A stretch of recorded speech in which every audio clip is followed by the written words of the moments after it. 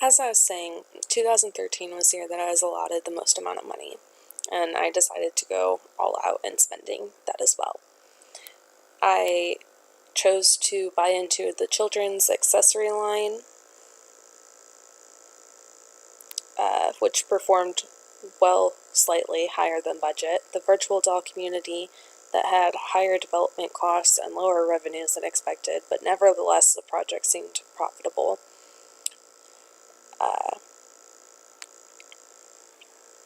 The doll video game was initially not forecasted to do extraordinarily well, but is expected to be useful to have in our family. Toddler's music CD series did way better than we had expected, and revenues were twice as large as what had been anticipated.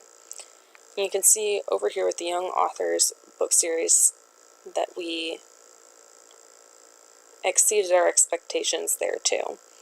Overall, going with expanding the market was a pretty good idea, it seems. Let's look at the numbers though. In the company consolidated tab, we can see that the net income is expected to grow substantially. In 2014, it's supposed to be around 20.89, but just 10 years later in 2024, it's expected to be almost triple that amount at 59.97.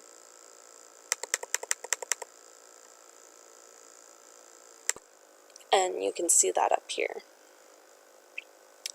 On this page, we can also see that both assets and liabilities are expected to grow as well, but profits overall are still solid.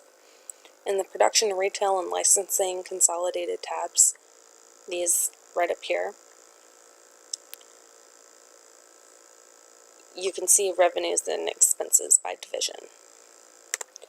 When deciding on a project to invest in, the Project Details tab, based on cash flows, is critical. One of the things you might notice is that if you have a project discount rate based on whether it's a low risk, medium risk, or high risk, and what division it is a part of. So if you look right here, you can see that Toddler Doll Accessory line is a product of production.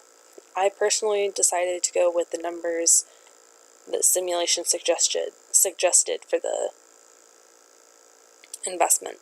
Since the project was a production project assessed to be considered low risk, you can see that right here, I decided to look right here. You can see that production and low risk is 7.7. Up here you can see that the estimated lifetime project costs and the estimated cost for the year are 3.14 and 0.01 for the year. So now that you can see how much it is going to cost you over the project's lifetime and how long it is going to take you to get your money back, make sure that the expected lifetime costs are less than the amount you expect to get back. If the expected lifetime costs are higher than the amount you expect to get back, there isn't really a point in investing because you're going to be negative or losing money.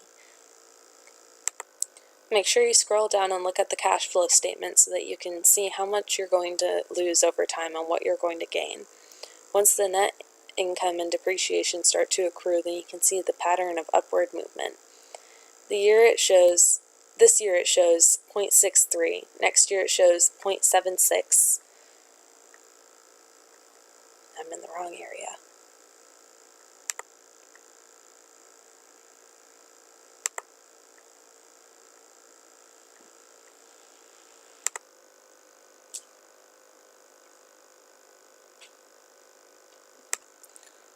Once you decide on what you want to do, you can scroll over here to the Decide tab, and the simulation has ended, so you can't see what it would show, but you click on what you want to do, and it'll bring you back here and show you